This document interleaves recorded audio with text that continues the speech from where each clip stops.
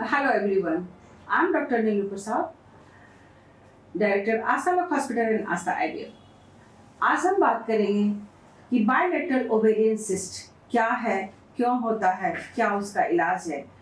तो हम बताना चाहेंगे कि बायलेटरल ओवेरियन सिस्ट आज के दिन में एक बहुत ही कॉमन सिस्ट है और इसमें जो दोनों ओवरी होते हैं उसमें फ्लूइड का कलेक्शन हो जाना, और अगर डर्माइड सिस्ट है तो उसमें हमारे जर्मिनल लेयर्स के सारे जो मॉलिक्यूल्स होते हैं वो उसमें पाए जाते हैं। तो ये जो सिस्ट होता है बायलेटरल सिस्ट, नॉर्मली जो ओवेरियन सिस्ट की साइज 5 सेंटीमीटर से ऊपर होती है तब उसे हम ऑपरेशन के द्वारा बाहर निकालते हैं। और ये सिस्ट कई तरह के हो सकते हैं, या तो ये सिंपल सिस्ट हो सकते हैं या डर्माइड सिस्ट हो सकते हैं। नॉर्मली 15 से 20% इंसिडेंस डर्माइड सिस्ट का देखा जाता है, और मैलिग्नेंट सिस्ट भी होते हैं जो लगभग 3% से 4% होते हैं। और पेशेंट का मेन कंप्लेन क्या होता है?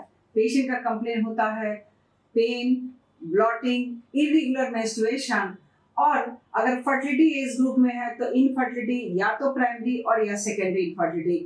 पेशेंट फीवर और वॉमिटिंग से भी प्रेजेंट करती है, और कभी कभी वो शॉक में भी जा सकती है अगर ट्यूबर रप्चर कर गया हो तो।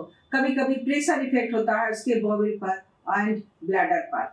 ये सिस्ट कई वैरायटी के हो सकते हैं। ये फॉलिकुलर सिस्ट हो सकते हैं, कॉर्पस ल्यूटियल सिस्ट हो सकते हैं, डर्माइड सिस्ट हो सकते हैं, या एंडोमेट्रियोटिक सिस्ट हो सकते हैं, जिसे चॉकलेट सिस्ट के नाम से भी जाना जाता है, जिसमें कि सिस्ट में क्लियर फ्लूइड नहीं होकर के उसमें ब्लड का कलेक्शन हो जाता है, जो जिसका रंग अल्टर हो जाता है और वो चॉकलेट की तरह हो जाता है।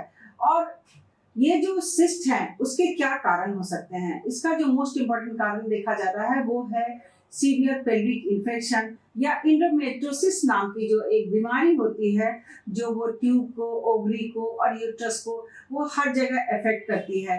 तो उसका कारण इंडोमेट्रियोसिस हो सकता है। लेकिन अब हम बताएंगे कि अगर सिस्ट हो गई हो, अगर सिस्ट हो या तो यूनिलैटरल हो या बायलैटरल हो, तो ऐसे कंडीशन में उसका इलाज क्या है? अगर सिस्ट की साइज छोटी हो तो उसे हम मेडिकली ट्रीट करते हैं, लेकिन साइज अगर 4 या 5 सेंटीमीटर से ज्यादा हो जाती है और सिम्टोमेटिक हो जाता है तो वैसे कंडीशन में इसका एकमात्र इलाज है उसका सर्जरी। और इस सर्जरी में हम जो सिस्ट है वो सिस्ट को कंप्लीट वॉल को हम रिमूव करते हैं काट कर लेप्रोस्कोपी विधि के द्वारा, और उसके बाद ओवरी को हम प्रिजर्व करते हैं, क्योंकि ओवरी फीमेल का बहुत इंपॉर्टेंट ऑर्गन है, और हम ओवरी को प्रिजर्व करके सिर्फ सिस्ट को हम निकालते हैं बाहर। और उसके बाद पेशेंट को हम हार्मोनल ट्रीटमेंट पर और एंटीबायोटिक ट्रीटमेंट पर और फॉलोअप में रखते हैं। कुछ दिन पहले मैंने एक पेशेंट का बायलेटरल ओवेरियन सिस्ट का लेप्रोस्कोपी के द्वारा ऑपरेशन किया, और जिसकी साइज वो 6 से 7 सेंटीमीटर एक साइज, और दूसरा है कि 9 से 10 सेंटीमीटर की साइज की थी। उसको लेप्रोस्कोपिक विधि के द्वारा उसका ओवेरियन सेक्सटेक्टमी किया गया, और उसके बाद पेशेंट को हॉस्पिटल से 24 आवर में डिस्चार्ज किया गया, क्योंकि लेप्रोस्कोपिक सर्जरी में पेशेंट को ना तो पेन होता है ना हॉस्पिटल स्टे में रहने की जरूरत होती है। सिंपल एक छोटे से छेद से ऑपरेशन करते हैं और उसके बाद पेशेंट को अगले दिन डिस्चार्ज कर देते हैं।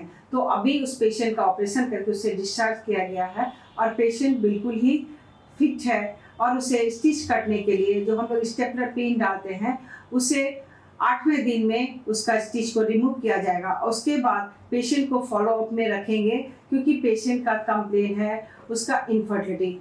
अगर पेशेंट का सेल्फ ओव्यूलेशन होता है तो पेशेंट अच्छे से कंसीव करेगी, उसका प्रेगनेंसी इजी तरीके से उसका पॉजिटिव आएगा। लेकिन अगर ओव्यूलेटरी फंक्शन अगर डिस्टर्ब होता है तो डोनर उस साइट के द्वारा जाकर उसे आईवीएफ के प्रोसेस का सहारा लेना पड़ेगा। धन्यवाद।